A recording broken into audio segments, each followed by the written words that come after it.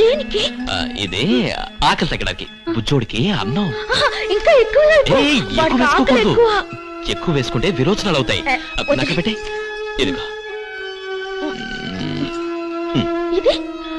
ఇది కడుపు నొప్పికి. ఏమైంది? చేదుగా ఉంది. వాడికి ఎలా ఉంటుందో వాడెలా మింగుతాడో. ఏం పర్వాలేదు, కడుపులో పంచదార ఉంటుంది. అమ్మ కడుపు తీపి. నాకు తెలుసు, మొన్న నా పొట్ట దగ్గర చీమ కట్టింది.